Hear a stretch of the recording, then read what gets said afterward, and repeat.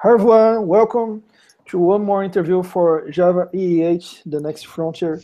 And today I am very excited to say that we have here Mr. David Delabassée. David, it's a pleasure to have you here. I'm very happy. We finally get there. Thank you very much for your time. I know you are very busy. Thank you so much. Well, thanks for having me. So I'm happy that we could make it finally. Yeah, thank you very much. So, David, we all know that you are maybe the official voice for Oracle when we talk about Java EE. And can you talk a little about what you do at Oracle, your evangelist job, and what you have been doing regarding to Java EE? Okay, so I'm just one of the voice of Oracle. I mean by that I'm not the only person that is talking and that is involved in Java EE, obviously. Having said that, given that I'm spent quite some time with the community, that's one of the reasons why people think that I'm the voice of Oracle. But clearly, there are many people working on Java EE. Sure. So what I've been doing, well, my role is has multiple facets. So one of the things I'm doing is that, as I told you, I'm engaged with the community. So basically, I'm going around in different conferences, and basically I'm talking about Java EE.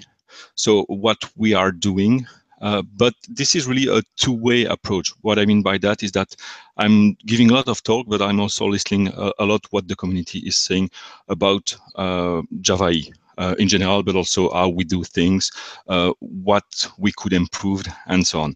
And well, it's true that, I mean, if we look at the past, there are a lot of things that could have gone better regarding Java EE. But basically what I'm trying to do, I'm taking that feedback from the community, and then I'm discussing internally with the different people and groups within Oracle, and we are trying to basically take that feedback into consideration to evolve the Java EE platform, and also to evolve the platform that we're building Java EE on. So what I mean by that is that you know that Java.NET was used to build Java EE, and recently we have moved everything from Java.NET to GitHub. So it's the kind of things that I'm doing day to day. Okay, so basically you're doing this relationship between community and the spec leads and the Oracle and all the job that you're working with Java EE, right? Yeah, exactly. Okay. So, David, we are almost on the release of Java EH. I think that we are pretty close to the release. What are your expectations related to this new version? The impact on the developer's life, on the market, the new features. What are your expectations, your personal expectations? So, well, it's a tough questions because, as you know, Java EE 8 took some time to deliver, and also we have changed the focus of that that version of the specification. So if you ask me what are my favorite features in Java EE 8, well, there are a few of them, but I think that, for example, the work that has been done in JAX-RS 2.1 with this new reactive client API is something that will have a positive impact on Java EE itself, I mean, in the platform, but also on all the users that are using JAX-RS standalone. So we have to keep in mind that whatever we do in Java EE most of the time has also an impact outside of the pure Java EE ecosystem. So the work that has been done in JAX-RS 2.1 is one thing that is important. CDI2, async event, I think that's also something that is quite interesting, and that will also bring new patterns on the way we develop application going forward with the Java EE platform. So there's that, and then there's all the nice features that we are adding in the platform, like JSONB or HTTP2, those kind of things that at the end of the day will simplify the way we develop applications.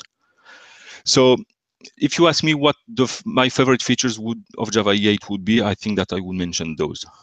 But having said that, I mean, doesn't mean that the other ones are not important.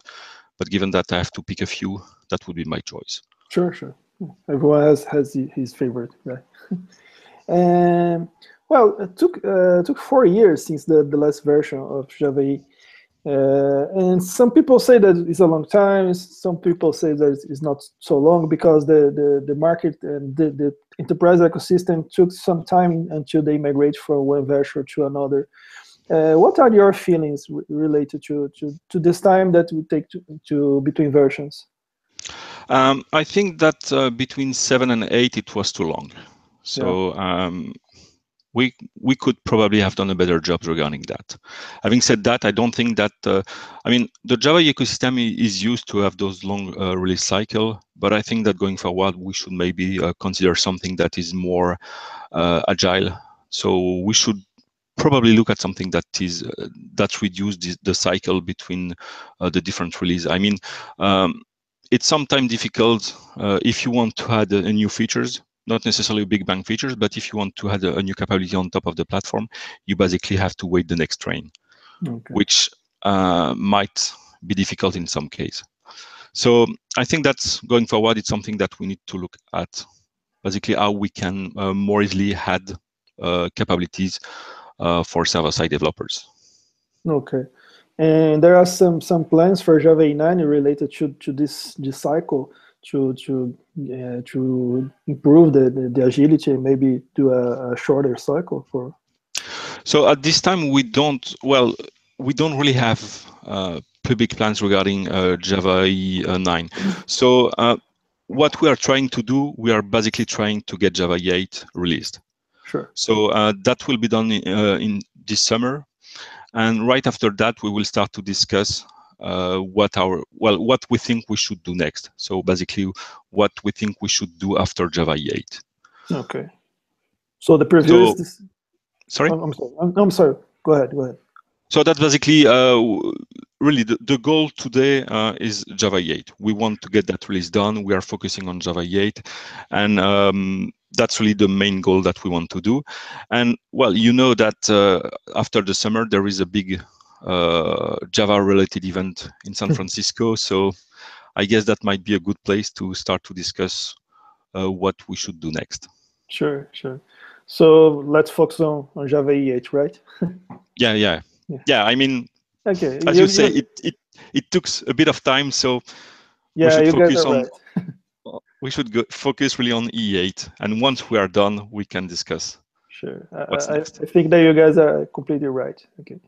So we should wait for December, as you said, right? Java 8. Maybe.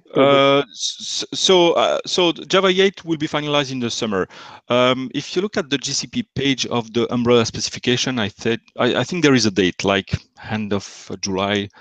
So I'm not saying that it will be done by end of July because, for example, the security GSR has some delays, but you can be sure that Java 8 will be finalized this summer.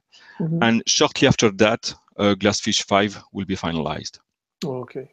So I've been trying GlassFish 5 or on Docker images, and I've been.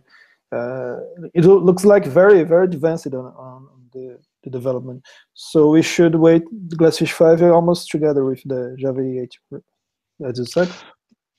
Well, so as you said, today you can already use GlassFish 5. The thing is that given that all the specifications are not yet finalized, we are basically integrating the different reference implementation in GlassFish 5. And from time to time, we discover issues. So right now we have some issues which are related to weld. So basically we had to revert the weld integration to fix those issues. And it's a matter of day, we will put back weld in GlassFish 5. So if you take GlassFish 5 today, you basically have first, it's not Java 8 compatible because the Java 8 specification is not yet finalized. So nobody can claim that it's Java 8, Sure. But it's really the closest form of an application server that will be Java 8 compatible. Having said that, all the specifications are not yet fully integrated in GlassFish 5. So you can expect to have some rough edges. You can expect to have some issue. But that's the beauty of doing that in an open source fashion. So you can already take today the bits of Java 8 and start to play with the different technologies. Sure. And David, talking about migration from 7 to 8 or even for 6 to 8, what developers should wait? Do you believe that they will have some hard times or will be smoothly? What do you believe about the migration? I think that if you are already on Java 7, the migration should be quite smooth. Because today on Java E7, so if you are using Java E7 today, that means that you are using Java EC8, and Java E8 is also based on EC8. So I don't think that you can expect to have any major issue in moving from Java E7 to Java EE8. For Java EE6, it really depends which application you are using. But I don't, out of my mind, I don't really any big issue that would basically make that difficult, because the bases are really the same. I mean, it's CDI, it's JAX-RS, and so on. So I don't really foresee any major roadblocks in migrating from E6 to EE8. Okay. And talk a little about tooling. Do you believe that the most used IDEs like Eclipse, NetBeans, and IntelliJ, they will need to do some changes for Java 8, or once the API is released, we are good to go with that? I think that more and more what we see on the IDE side is that the IDE basically just pick the frameworks. They don't necessarily have to provide any more specific wizard for, let's say, Java E 8 or even 7. So I think that today, if you just pick NetBeans, you use the right jars from Java E 8, and you're good to go. So Yeah. I don't think that we really need the wizard that we had like 5 or 6 years ago that helps you to, I don't know, to design your JAX-RS endpoint or design your GP entity. I don't really see that as a must-have those days. Okay, right. And David, we have some buzzwords today like microservice, like containers, Docker, microprofile, and so on. Do you believe that Java 8 will be more suitable for those technologies, those scenarios, or maybe we should wait for Java 9 to bring more closer to those architectures? Well, I don't think that you necessarily have to wait. So if you look today in Java E7, we already have a good foundation for those kind of scenario. So microservices imply REST communication. We have JAX-RS. I mean, you will obviously use JAX-RS to implement those kind of scenario, and the reactive client API that we have added in JAX-RS 2.1 is really something that will be very handy when you have a typical microservices that needs to consume different services with some kind of workflow between the different services invocation.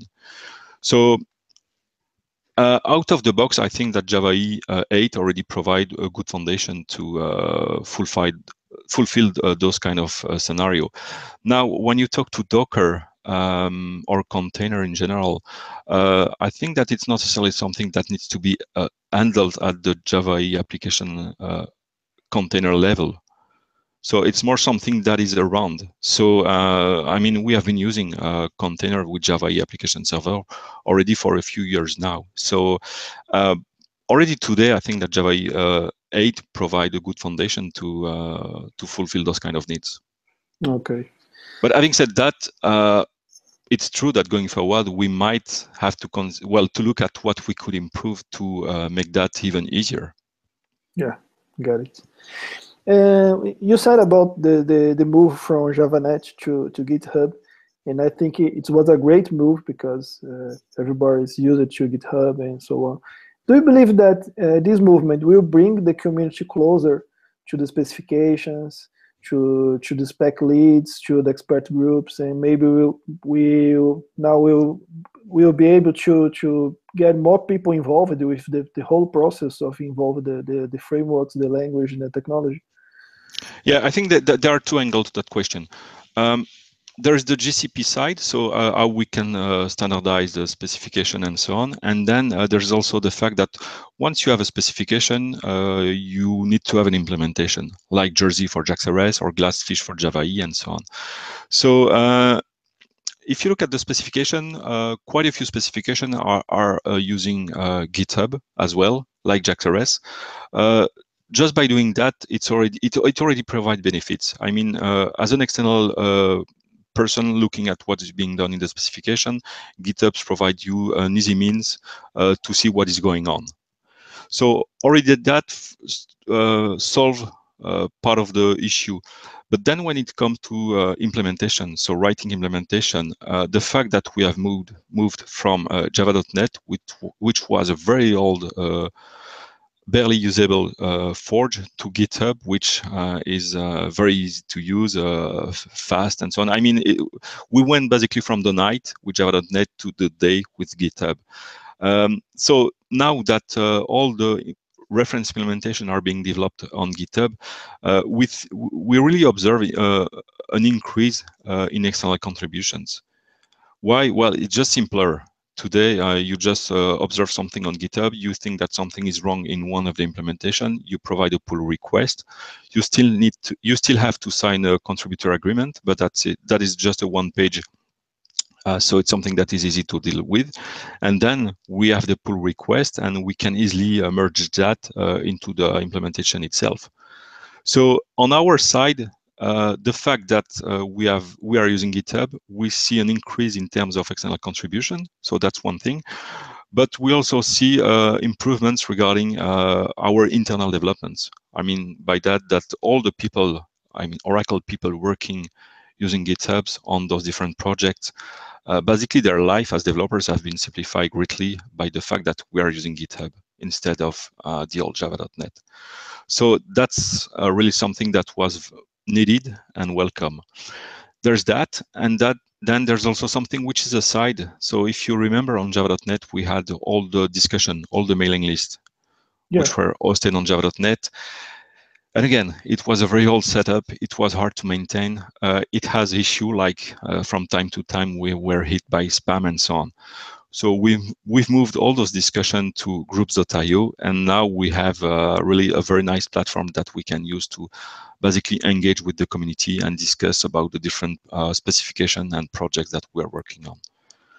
So I think that now we have a good foundation to basically foster the collaborations regarding the platform. Okay, great.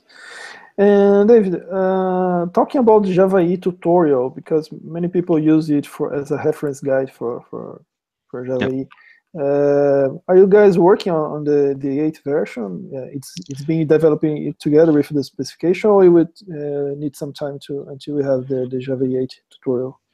So we are looking at that. Having said that, we first want to make sure that we deliver Java 8. It's again, it's the question about priority. So we first want to make sure that we have Java 8, and then obviously we have to spend some time on the tutorial.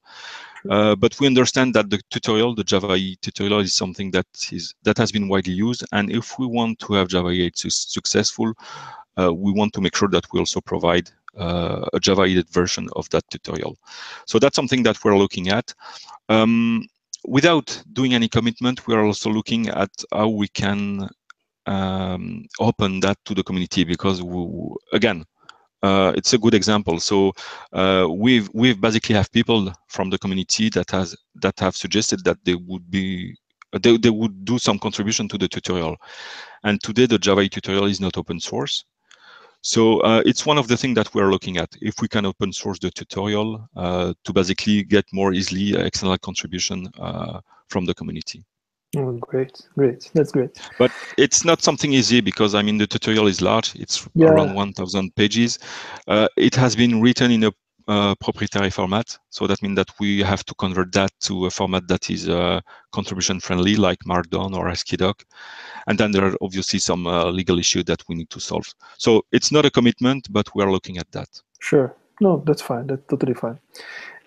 So say that you have some other resources that you recommend for people that wanna not only get into the Java EE 8, but learn Java EE as overall, get into this world, maybe are migrating for another framework.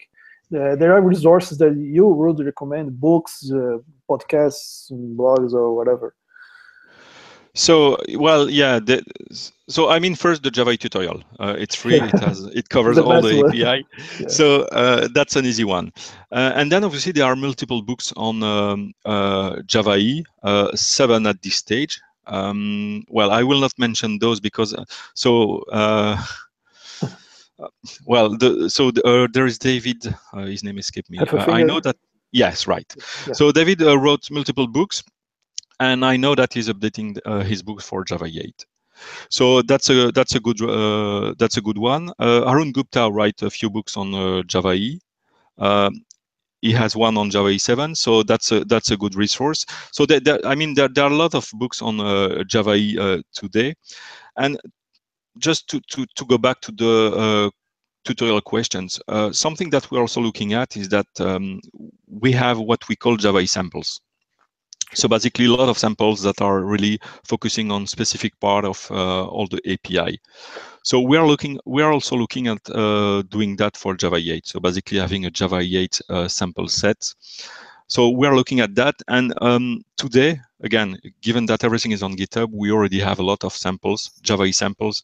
So for example, if you look at most of the specification, they have a bunch of samples already in their own project. Or you look at the test that they are using, it's basically samples that you can use. So there are already today a lot of Java 8 samples, but what we are working on is basically having a single project, a GitHub repo that you can clone where you would have all the Java 8 samples. Sure. What's a way to want your labs on Java 1 on Brazil, and you show this Moveplex project. Yep. They cover many APIs. Yeah, I would mention it's a good resource for Java as well. Yeah, and so the idea, well, we would like to do something similar for Java 1 this year, but Sure. using Java 8. Oh, Having great. said that, the selection is not yet final, so we have submitted that with David. We would like to do an updated version of that Handson Labs for Java 8. Oh, awesome. For Java 1. So if it's not done for Java 1, we will do it, but for a different conference. Awesome, awesome. So, David, do you have any final words for people, for community, people that are watching us today? Any final tips? Well, the thing is that so Java E8 is more or less done. So we still, most of the API are finalized or are in public final draft. But we still have a few weeks before we really go final. So given that everything is on GitHub, people can today use the different API. And clearly, if something is wrong, we don't have a lot of time, but we still have a bit of time to do any fix. I mean, if something is really broken today, we'd better fix it while we still have time, instead of doing that after Java 8 has been released. Because doing that after would mean that we would have to do a maintenance release of that specification that is broken and so on. So what I would encourage people, take GlassFish 5. We know that there are some rough edges, but take GlassFish 5 as it is today.